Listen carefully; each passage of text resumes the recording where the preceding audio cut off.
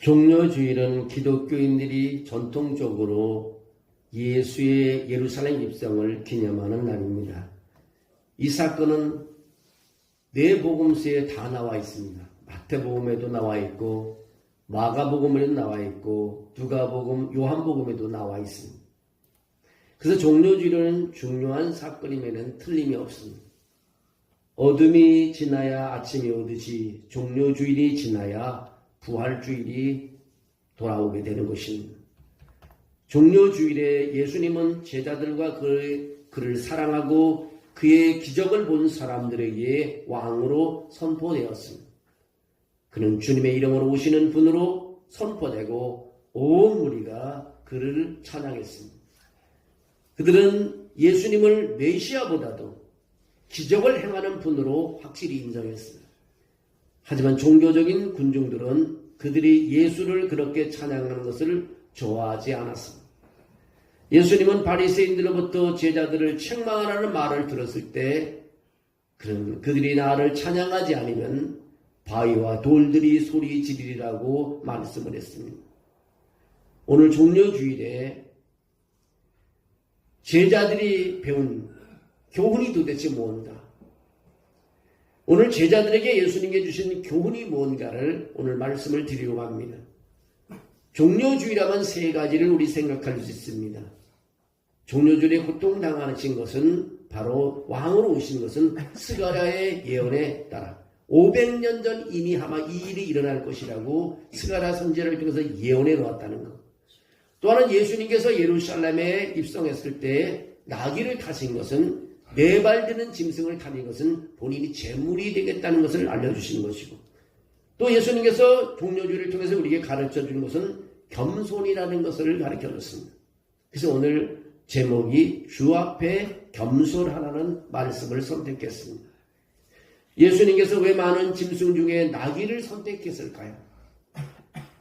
나귀가 우아하거나 아름답고 멋지게 보여서 선택했을까요? 나귀의 특징은 남들이 무거워 짐을 들지 못하고 나르지 못하는 무거운 짐을 실어 나를 수 있는 짐승입니다. 왜 예수님은 나귀를 선택했을까요? 그것은 제자들을 위해서였던 것입니다. 흥미로운 점은요, 예수님이 이 모든 과정에 제자들을 참여시켰다는 것입니다. 마태복음 21장 1절에서 3절에 그렇게 말합니다. 그들이 예루살렘 가까이에 가서 감난산 벳바게에 이르렀을 때에 예수께서 두 제자를 보내시며 이르시되 너희는 맞은편 마을로 가라. 그리하면 곧 매인 나귀와 나귀 새끼가 함께 있는 것을 보리니 풀어 내게로 끌고 오라. 만일 누가 무슨 말을 하거든 주가 쓰시겠다라. 그리하면 즉시 보내리라 하시니라. 제자들이 배운 몇 가지 교훈은요, 베드로와 야고보와 요한에게만 해당되는 것이 아닙니다. 여러분과 저를 위한 교훈이기도 한 것입니다. 그래서 오늘 종려주일에 우리에게 주는 교훈 첫 번째가 뭐냐면 겸손입니다. 우리는 겸손하게 섬겨야 한다는 것입니다. 그래서 영어로 말하면 must serve인 것입니다. 해도 돼도 안 해도 되는 게 아니라 무조건 겸손하게 섬겨야 된다는 것입니다. 제자들은 예수님의 제자로 사는 것을 힘들었을 것이라고 생각이 됩니다. 영광스러운 일이지만 힘들었을 것입니다. 왜냐하면 예수님은 의심할 여지 없이 제자들에게 많은 것을 요구하셨기 때문입니다. 예수님은 그들의 멘토이자 영적 조언자이시고 선생이시고 구원자 주님이십니다. 또 그는 그들의 랍비였습니다. 예수님은 그들에게 무엇을 해야 하는지 말씀하셨고 그들은 그 말씀대로 행해야 했습니다. 제자들은 예수님에 대해서 의심하지 않았습니다. 어떤 순간은 예수님을 따르는 것은 영광과 권위가 있었습니다. 복음서에는 예수님이 제자들에게 자신의 이름으로 병을 고치는 능력을 주셨고 전도할 수 있는 능력을 주셨다고 기록하고 있습니다. 그래서 마태복음 10장 1절에 그렇게 말합니다. 예수께서 12 제자를 부르시며 더러운 귀신을 쫓아내며 모든 병과 모든 약한 것을 고치는 권능을 주셨더라.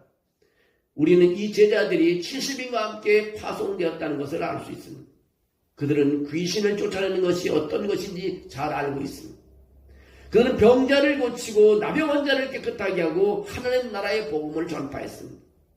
주변 사람들이 그들이 능력 행하는 것을 보고 예수님의 제자되었다는 것을 알 수 있습니다.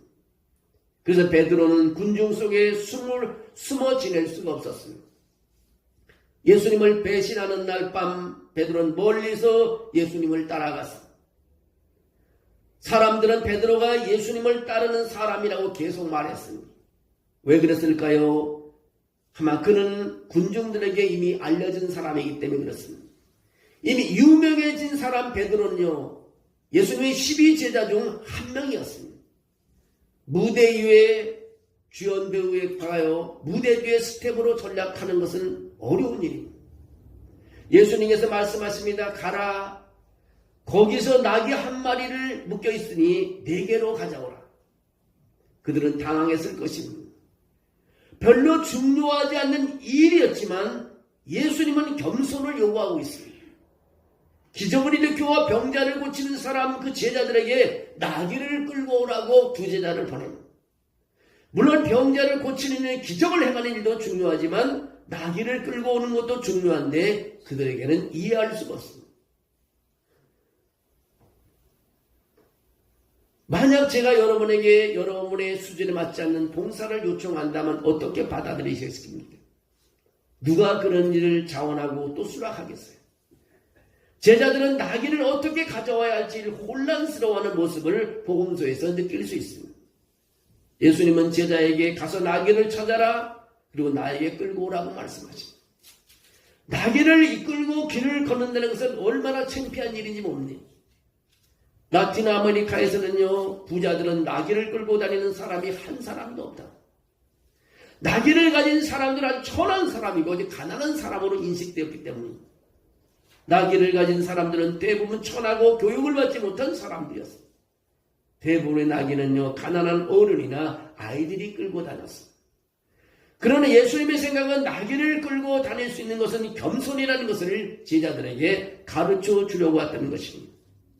예수님은 우리의 영혼이 계속해서 인기를 얻는 것이 영혼에 좋지 않다는 것을 알았기 때문인 것입니다. 여러분, 하나님은 유명인을 찾는 것이 아니라 하나님은 종을 찾고 계신다는 것입니다. 영어로 말하면 하나님께서는요, VIP를 찾는 것이 아니라 하나님께서는 서벤트를 찾는다는 것입니다. 예수님은 자신이 직접 제자들에게 겸손을 보여주었습니다. 요한복음 13장 3절에 그렇게 말합니다. 저녁 먹는 중에 예수는 아버지께서 모든 것을 자기 손에 맡기신 것과 또 자기가 하나님께로 오셨다가 하나님께로 돌아가실 것을 아시고 저녁 잡수시던 자리에 일어나 겉옷을 벗고 수건을 가져다가 허리에 두르고 이에 대야에 물을 떠서 제자들의 발을 씻기시고 그 두르신 수건으로 닦기를 시작했다고 말하고 있습니다. 당시 누군가의 발을 씻기려면요, 집안에서 가장 낮은 직급의 하인이어야 했습니다. 근데 예수님은 가장 낮은 하인의 일을 본인이 하시는 것을 볼 수 있습니다. 예수님의 교훈을 주목하십시오. 요한복음 13장 13절에 그렇게 말합니다. 너희가 나를 선생이라 또는 주라 하니 너희 말이 옳도다. 내가 그러하다. 내가 주와 또는 선생이 되어 너희의 발을 씻겼으니 너희도 서로 발을 씻어주는 것이 옳으니라. 내가 너희에게 행한 것 같이 너희도 행하려 하여 본을 보였노라고 말씀하고 있습니다. 하나님 나라는요, 세상과 다른 것입니다. 세상은요, 인생의 높은 지위에 성공을 측정합니다. 중요한 직업을 가지거나 돈이 많으면 중요한 사람, VIP면은 틀림이 없습니다. 그러나 하나님 나라에서는 여러분이 어떻게 봉사하는지를 보고 중요한 사람으로 결정을 내립니다. 오늘 종료주일에요, 우리에게 던지는 질문은 예수님 앞에서 얼마나 큰 소리로 외치느냐가 아닙니다. 질문은 예수님의 제자로 우리는 잘 섬기고 있는가입니다. 예수님께서 이런 말씀을 했습니다. 잘하였도다 착하고 충성된 종아.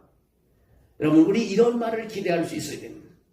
우리가 섬기는 일, 주를 위해서 멍싸하고 나서 주님께서 잘하였도다 착하고 충성된 종아. 이것을 우리는 기대하셔야 합니다. 사실 가장 많이 봉사한 분이요, 우주에서 가장 높은 이름을 받았다는 것을 여러분 알고 계신가요? 예수님은 모든 인류의 가장 위대한 종이었습니다. 그러면 십자가에 달렸을 때 우리를 위해 목숨을 바쳐 섬겼습니다. 빌립보서 2장 6절에 그렇게 말합니다. 그는 근본 하나님의 본체시나 하나님과 동등됨을 취할 것으로 여기지 아니하시고 오히려 자기를 비워 종의 형체를 가지사 사람들과 같이 되셨고 사람의 모양으로 나타나사 자기를 낮추시고 죽기까지 복종했다고 말합니다. 십자가의 죽으심이나 이러므로 하나님이 그를 지키 높여 모든 이름 위에 뛰어난 이름을 주사 하늘에 있는 자들과 땅에 있는 자들과 땅 아래에 있는 자들로 모든 무릎을 예수 이름에 꿇게 하시고 모든 입으로 예수를 주라 시인하여 하나님 아버지께 영광을 돌리게 하셨느니라고 말씀하고 있습니다. 여러분, 하나님 나라에서 위대해지고 그 위대해지고 싶다면 이웃을 섬기는 종이 되어야 된다는 것을 가르쳐주고 있습니다. 우리는 때때로 나귀의 의무와 역할이 필요한 것입니다. 오늘 두 번째 교훈은 내면의 정체성이 이미지보다 더 중요하다는 것입니다. 여러분, 위대함은요, 세상에 보이는 이미지에서 나오는 것이 아닙니다. 예수님은 제자들이 그 사실을 알기를 원했습니다. 위대함은 겉으로 어떻게 꾸미느냐가 아니라 내면의 사람을 어떻게 다스리냐에 따라서 일어나는 것입니다. 하나님의 눈에 보이는 삶을 살아간다면 세상의 덫에 걸리지 않습니다. 위대해지기 위해서는 세상에 돈이 필요하지 않습니다. 예수님은 제자들에게 가장 위대한 교훈을 주셨습니다. 예수님이 나귀를 타고 오셨을 때 어떤 모습이었는지 여러분 상상해 볼 수 있습니다. 심지어 나귀의 새끼라고 했습니다. 키가 작고 힘이 없습니다. 어른은 성인 나귀를 타야 하는데 나귀 새끼를 탔다는 것입니다. 좀 더 이해하기 쉽게 말하면요, 자전거로 말하면 성인용 자전거를 타야 하는데 유치원생 자전거를 탔다는 것입니다. 나귀 새끼를 타고 가는 33살 먹은 건장한 남자를 한번 상상해 보십시오. 그의 발은 거의 땅에 닿았을 것입니다. 그는 키가 너무 커서요, 우아하지도 않았어요. 그것은 꽤 많은 그림을 상상하게 만듭니다. 하지만 사람들은 그가 나귀를 타고 있다는 사실에 신경 쓰지 않았습니다.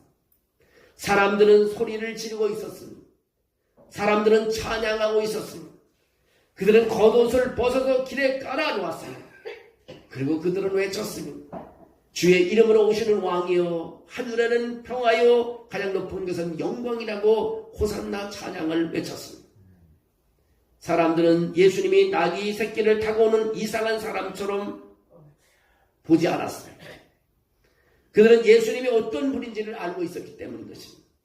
그들은 그분의 사랑과 자비 큰 긍휼을 경험했습니다. 그들은 그분의 기적을 보았기 때문인 것입니다. 그의 겉모습은 중요하지 않습니다.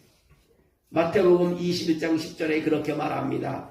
예수께서 예루살렘에 들어오시니 온 성읍이 감동하여 이르되 이 사람이 누구냐 하거늘 무리가 이르되 갈릴리 나사렛에서 나온 선지자 예수니라고 말씀합니다. 사람들은 이 사람이 누구인지 알고 싶어 했습니다. 그는 나귀 새끼를 탄 사람도 이런 환영을 받는 것에 놀라워했습니다. 이 사람이 우리를 로마인으로부터 구해줄 사람인가? 아니면 선지자인가? 이 사람의 메시자인가? 이분은 누구입니까? 우리는 그분이 누구인지 잘 알고 있습니다. 그는 왕이시고 지금도 왕이시고 다시 오실 왕 중의 왕이십니다. 예언자 스가랴는 수십 년 전에 이 사실을 예언했습니다.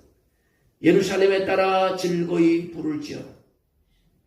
보라, 내 왕이 내게 임하나니 그는 공의로우시며 구원을 베푸시며 겸손하여서 나귀를 타신다니 나귀의 작은 것 곧 나귀 새끼네라고 아마 예수님이 오시기 전 500년 전에 이미 아마 이렇게 예언해 놓고 있는 것입니다.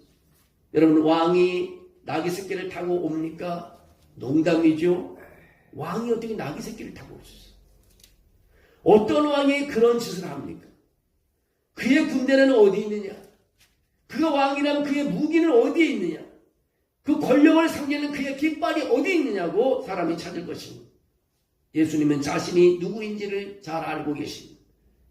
길거리에 망토를 깔고 있는 평범한 사람들도 그분이 누구인지 알고 있었습니다.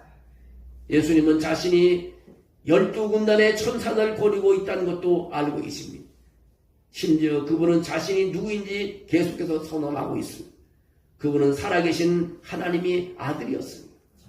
대제사장의 병사들이 그 주 후반에 그를 체포하러 왔을 때 그들은 당신이 예수입니까? 라고 했을 때 예수님은 그렇게 대답합니다. 내가 그도하고 대답하고 있습니다. 그 말은 나는 스스로 있는 자라는 모세가 만났던 하나님과 같은 분이신 것입니다. 하나님의 자기 계시와도 같은 말을 했던 것입니다. 그러자 그를 체포하러 온 병사들이 뒤로 넘어졌다고 성경은 말하고 있습니다. 예수님은 빌라도에게도 말씀하셨습니다. 빌라도가 예수께 말합니다. 너는 어디에서 오더냐? 예수님이 대답합니다. 아무 대답도 안 하시면서 빌라도가 또 묻습니다. 내가 말하지 아니하냐? 내가 너를 고난할 것은 예수님께서 빌라도에게 하시는 말씀이 내가 너를 놓을 고난도 있고 십자가에 못 박을 고난도 있는 줄 알지 못하느냐? 예수께서 대답하시되 위에서 주지 아니하셨다면 나를 해할 권세가 없다고 말합니다. 그러므로 나를 내게 넘겨준 자는 죄는 더 크다고 그렇게 말씀하고 있습니다. 예수님은 자신이 누구인지 알고 계셨습니다. 그것을 선포하기 위해서 다른 어떤 상징이나 지위도 예수님에게는 필요하지 않습니다. 1세기의 유대인들은 왕을 기대했는데 그들은 구원자를 찾고 있었습니다. 로마의 지배로부터 해방시켜줄 사람을 찾고 있었습니다. 예수일 거라고 생각했습니다. 하지만 예수님은 나귀를 타고 오신 것입니다. 그 나귀를 선택했습니다. 유대, 사마리아, 로마 총독 빌라오, 본디오 빌라도는 예루살렘에 입성할 때 그는 황실 기병대가 있었고 병사들이 이루어진 대열의 선두에 서 있었습니다. 그런데 예수님의 행렬은 하나님 나라를 선포했고 빌라도는 당시 제국의 권력을 선포했습니다. 빌라도의 군사행렬은 로마 제국의 권력을 보여주는 상상 이상을 초월했습니다. 말을 타는 기병대가 있었습니다. 줄이 끊임없이 보이지 않는 보병이 있었습니다. 가죽옷을 다 병사들이 입고 있었습니다. 그들은 무기와 머리에 투구를 썼습니다. 그들의 가죽은 깃발은 휘날리고 있었습니다. 그 깃발은 황금 독수리의 깃발이었습니다. 또 금속과 금위에 반짝거리는 태양의 빛이 빛나는 다 뭔가를 달고 있었습니다. 그들의 발걸음 소리는 너무나 웅장했습니다. 가죽 삐걱거리는 소리도 들렸습니다. 전차 바퀴 부딪히는 소리도 들렸습니다. 북소리가 요란했습니다. 먼지의 소동소리, 병사들의 걸음이 모든 먼지를 휘날렸습니다. 그들은 가이사를 신의 아들 군주 구세주로 불렀습니다. 빌라도는 바로 그런 인물이었습니다. 자신을 신이라고 불렀던 로마 가이사의 비문에는 그를 지상의 평화를 가져온 사람으로 묘사하고 있습니다. 빌라도는 한마디로 말하면 정복자인 것입니다. 당시 정복자의 상징인 말을 타고 왔습니다. 검은 말을 탔는지 백색의 말을 탔는지는 잘 모르지만 그는 권력과 명성을 모두 가지고 있었습니다. 빌라도는 말을 선택했고 예수님은 나귀를 선택했습니다. 예수님은 잘 자란 말이 이끄는 화려한 전차를 타지 않았습니다. 옆구리에는 칼도 없었습니다. 가슴에는 갑옷도 입지 않았습니다. 예수님은 무력을 과시하기 위해 성문에 들어서지도 않았습니다. 그는 나귀를 타고 종의 신반으로 입성했습니다. 이는 예수님이 어떤 분이셨고 제자들의 기대는 무엇이었습니까? 이분은 평화를 가져오는 분이었습니다. 스가랴 선지자는 나귀 새끼를 타겠다고 했을 뿐만 아니라 스가랴 9장 10절에 이렇게 말합니다. 그 열방의 평화를 말할 것이며 그의 통치는 바다에서 바다까지 되리라고 말하며 권력을 거부하고 그는 다른 사람들을 위해 고난을 받으셔야 한다는 것을 알고 계셨습니다. 예수님은 자신의 권력을 내려놓고 십자가를 지셨습니다. 종려주일의 제자들은 무엇을 배워야 할까요?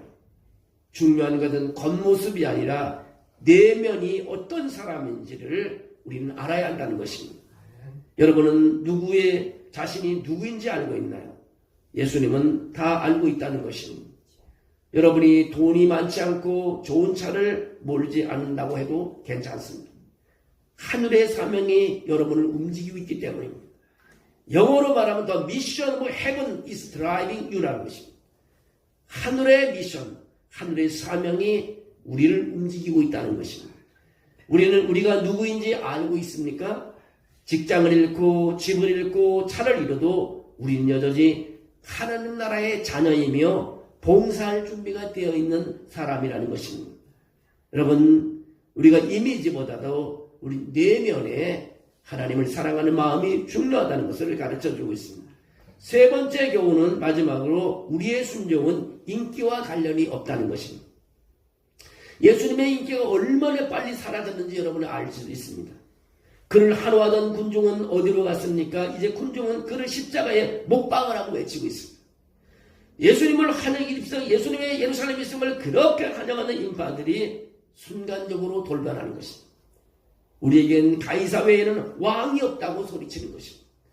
예수님이 낙인을 선택했을 때는 인기가 절정에 달했지만 일주일도 채 지나지 않아 아무도 그를 옹호하지 않았습니다. 예수님은 체포되었고 사람들은 그 머리에 가시관을 씌웠습니다. 빌라도 앞에 나타났을 때 그는 이미 부분적으로 구타를 당해 피를 흘리고 있었습니다. 체포된 죄수처럼 서 있는 예수님의 모습에 군중은 낙담했습니다. 그들은 실망했습니다. 그들은 로마의 맞설 왕을 원했는데 그게 아니었다는 것을 알았습니다. 그들은 기적을 일으키는 예수가 자신들을 구해주기를 원했습니다. 그러나 예수님은 더 이상 로마로부터 그들을 구해줄 사람으로 보이지 않았습니다. 그는 그저 한 평범한 사람처럼 보였습니다.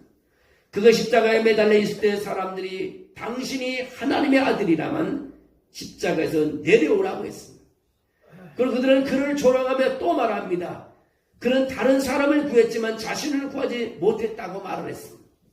제자들은 모두 십자가에 달리신 예수님을 보았습니다. 그들은 예수님의 고통을 알고 있었습니다. 그의 인기는 사라졌지만 그러나 그의 목적은 남아있었다는 것입니다. 여러분, 예수님의 부활 후에 제자들은 예수님을 만났습니다. 예수님의 모든 제자는 예수님을 그 이후에 부활 후에 섬기기로 결심했습니다. 인기가 있든 없든 베드로는 50년날 설교를 했더니 3,000명이 구원받는 기적의 역사가 일어났습니다. 제자들은 인기보다 목적을 위해 살았습니다. 예수님이 이 땅에 온 목적이 무엇인지, 내가 이 땅에 태어난 목적이 무엇인지 그것을 깨달고 그들은 주를 위해서 헌신하는 모습을 봅니다. 어떤 제자들은 십자가에서 죽었습니다. 그들은 복음을 전하 어떤 제자들은 고물당하다가 죽었습니다. 예수님의 모든 제자들은 많은 고통과 어려움을 당했습니다.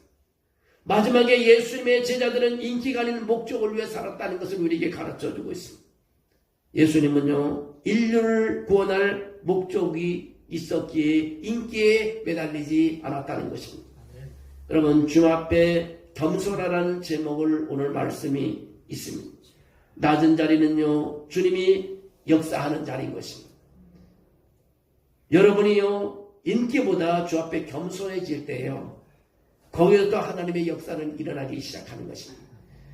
우리 하나님은요, VIP를 찾는 것이 아니라 저 낮은 데서 기도하는 사람의 관심이 많습니다. 남들이 하지 않는 봉사를 하는 사람에게 관심이 많습니다. 전도를 못해도요, 전도를 들고 있는 사람을 하나님은 찾고 계신 것입니다. 그 나라를 위해서 수고하고 땀 흘리는 사람을 주님은 찾고 계신 것입니다. 위대한 왕을 찾는 것이 아닌 것입니다. 우리는 그러기 위해서 겸손해져야 된다는 것입니다.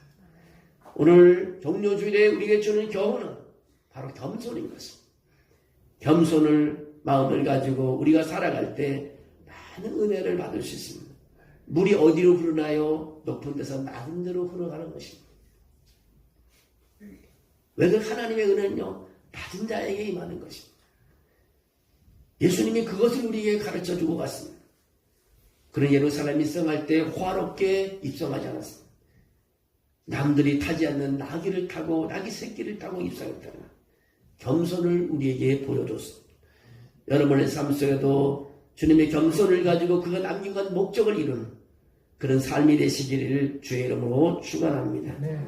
사랑이 많으신 하나님, 종료주의를 통해서 우리가 또 예배드리게 하심을 감사합니다.